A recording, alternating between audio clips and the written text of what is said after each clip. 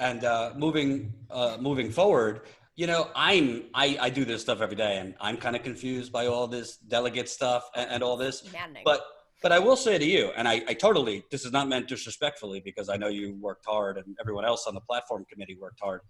To the layman, I'm just like, why is Bernie so focused and progressives so focused on like having equal representation of delegates and like making sure the platform is progressive? Because Joe Biden, I think more than Hillary Clinton, would be like, whatever, let them put whatever they want on paper. We'll have a bonfire once I'm in office. Can you explain like why Bernie and that mentality, is it so important to have the platform be as progressive as possible, and also this delegate stuff in terms of Biden made an agreement with Bernie on delegate representation?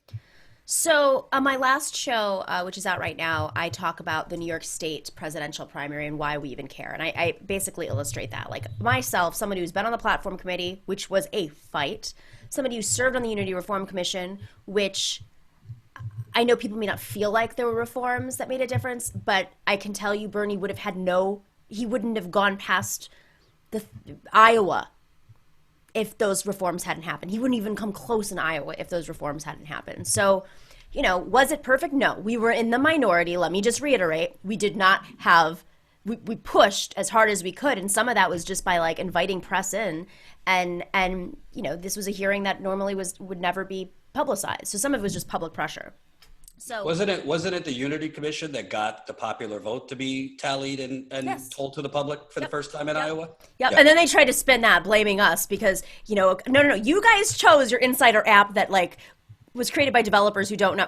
Nobody voted on that. That was Tom Perez like giving something to a person who was totally unqualified to count the popular vote, which also could have just been tallied on paper and called in like it used to be in the old days with Firehouse caucuses. Like what? But they had to turn it into a commodity and monetize it. Former Hillary staffers too, but I digress. Of course, exactly. So you know they're always going to find some angle on it. But it was like Tom being like, "I know a guy, I know a guy who can do that for me." So you know the reforms were important, and the reason I say this is because I wish Bernie would talk less about the platform. I honestly don't think he understands. I think that and that's okay. Like, he shouldn't understand the inner workings and the political dynamics of the Democratic Party because he's an independent. He lives in Vermont. He didn't come up through machine politics. And it serves him in a way that he doesn't play that game. With that being said, the platform you so accurately said is crap. Like, if every single Democratic candidate that got the nomination in America had to run on that platform, I would feel if the president had to run on that platform, I would feel like it was a mission worth serving. But that's not the case. Hillary Clinton, you know, it was a drag-out fight. And I think part of it just came down to personalities. Like, there was just all this pent-up energy, and we just all wanted to fight each other. I mean, it was way more toxic in 2016. I know people don't want to hear that. It was way more toxic. It got personal. People got threats to their homes. I did, blacklisted, like really blacklisted, fired from their industries. You know, just a lot of hit pieces, smear pieces. Save Sirota gets some of that. Obviously, Nina and Bree got some of that, but it was a little bit different because. So the rumors about Neera Tanden sending out soldiers in the night is true? Figuratively, yes, I guess. Yeah. Uh-huh. So, I mean, but Neera didn't have as much interest because she wasn't planning on being like I personally don't think that they don't know whether or not Biden's going to win, so they're not going to put all their energy into it.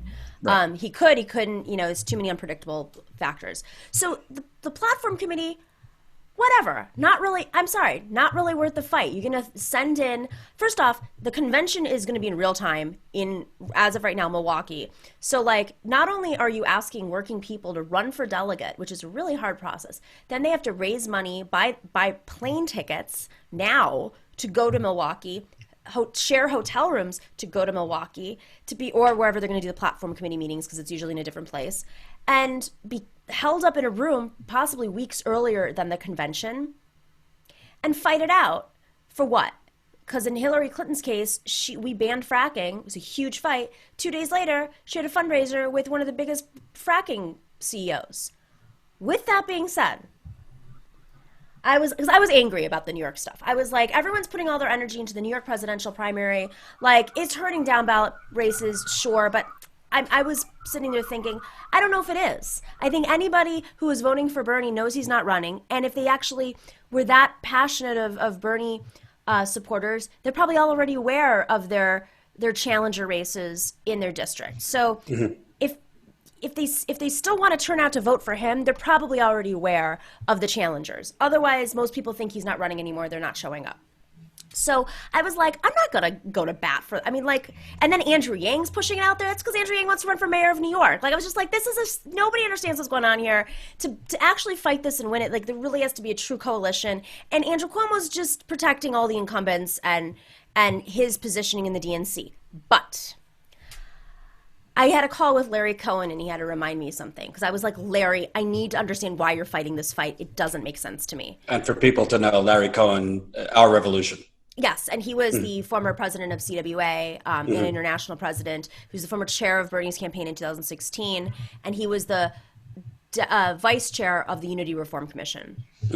And he said, Nomiki, you're forgetting something. And I said, what? He goes, all the reforms that we passed that took a lot, personal attacks, smears, I got a death threat in a hotel room, it was like a whole thing.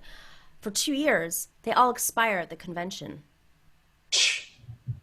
So not only would all of the internal reforms of the DNC expire, but all of the presidential reforms, and we go back to superdelegates, we go back to basically closed primaries in multiple states, potentially, there's just there's a whole list of reforms, and then it gives more power to the lobbyists in the party to expand their already appointed base. I mean, right now, there's the group of people in the DNC membership that are holding everything up are the appointed members that Tom Perez appoints. And how funny, all of them are in like the industry of lobbying and like weapons manufacturing and pharmaceuticals.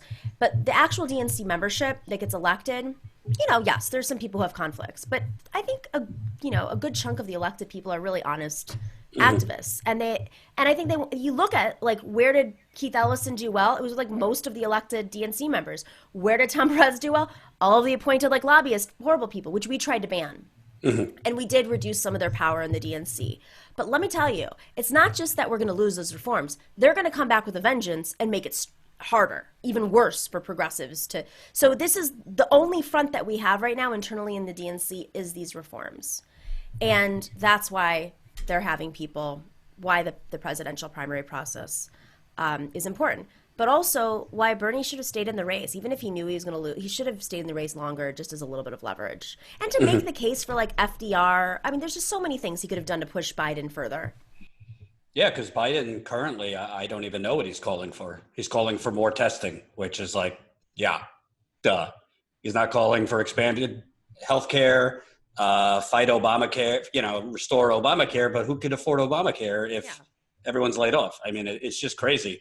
Which brings me to me, one of the most dangerous parts and inadequate parts of Nancy Pelosi's bill is we both know President Trump's ideology is not conservative or anything other than just like victory. Yeah, exactly. So it's possible if he's down across the board 7 to 10 points in these states come August, you don't think he'll say enough Medicare for all? Yeah. You know what? We need to start. He'll just adopt Tlaib's bill and just say it was mine. And you want to know something?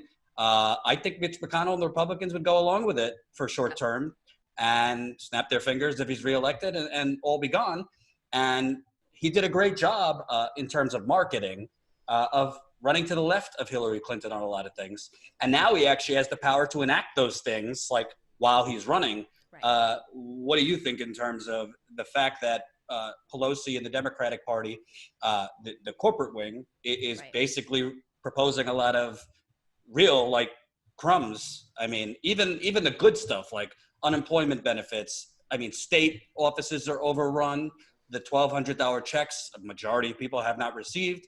So do you think there's an opportunity that Trump could really, really just do another Houdini act, run to the left, and everyone on MSNBC is shocked come November?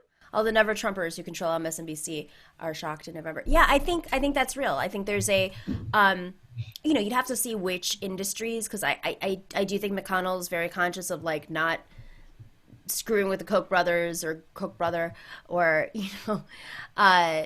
whatever industries are holding the Republican Party, hostage, just like the Democrats and the insurance companies. But listen, I mean, you said it so well. Insurance companies, this is why they're putting in that COBRA provision. Insurance companies are just as much at risk of going under because of unemployment rising, and the answer would be to just pass Medicare for all. That also is a business perspective. Like, small businesses who are staying afloat, do you think that they want to spend all this money on insurance? And the alternative, as they proved very well, is there is no alternative unless it's Medicare for all. So there might be this like populist approach if they can find a way to somehow help businesses out. I don't know what it would be, but they can't create a Medicare for all that affects their bottom line. And I don't know if health insurance companies were ever their bottom line. I think health insurance companies definitely support Republicans, but they also definitely support Democrats. And that became a really clear issue in the primary because, how many Americans, majority of Americans want Medicare for all or some version of Medicare for all, however you want to, process it out, but it's Medicare for all. And like, it was the topic of like every debate, 70% of every debate. Like, should we do it? And it's like, so I think you can expect a couple of things for him. He'll definitely go full populist on some fronts. I don't know about the checks though. Maybe he just times it out so it's like right before the election. I don't know if they're willing to give up that much money. Well, I think Mitch McConnell's top priority is Supreme Court and his legacy of appointing judges across the board all over the country, which he's not going to be able to do as easily if Biden's in there. So. Right. I think the Kochs will let him temporarily do that. Real quick, lightning round. Who does Biden pick as VP? I say Klobuchar. I think there's a very serious. Yeah, I think Klobuchar is a real. But I also, I know this is lightning round. I really don't think there's a great solution for him in terms of, he doesn't need Klobuchar to win the Rust Belt. He's the one who's bringing that added. I think he needs to there needs to be an appearance of supporting, like, being woke. He just, like, needs to lean in on that. And I think Kamala's probably it in the end. You see, I don't think he would pick Klobuchar based on states. I think they're delusional, like Hillary Clinton's campaign, and I really think they think there's enough moderate Republicans and never Trumpers out there to make up for, giving progressives the middle finger. And Klobuchar is fairly popular among, moderates and even Republicans. She polls better than others, so that was my guess. Yeah, but no, Harris. Good. Maybe so. And maybe not. I don't know, because I think that there's also this. If you have a strong, they're going after racist white dudes, right? Mm-hmm. And like sexist white dudes that didn't support Hillary but supported Obama. So they're probably taking that into consideration, like whatever progress he can make in winning back those voters, who doesn't negate it. Right. It's true. And lastly, tell my audience where they could find you on YouTube. What else you're up to? Thank you, Jordan. You can find me at The Nomiki Show on YouTube and on patreon.com/The Nomiki Show.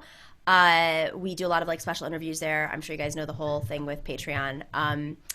And I definitely ask people to support Matriarch organization I'm on the board of. We're supporting working class progressive women running for Congress, and they all need so much support right now because of COVID. They can't go out there and knock on doors, and they already were facing uphill battles, but now it's much harder because all of their opponents have a lot of money to just buy ads on TV, and they have to like make 10 times as many phone calls. So support them as much as possible. We're working with them really closely, and very proud of the slate that's running. They're all like badasses, basically.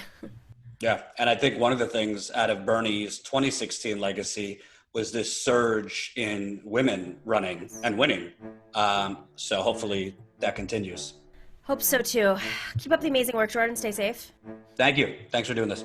Hope you enjoyed that last video. Hop on over to statuscoup.com where you can sign up for our email list and become a member for as low as $5 to $10 a month. Membership is how we grow. That's statuscoup.com/join. And remember, join our email list so we can grow the revolution with you.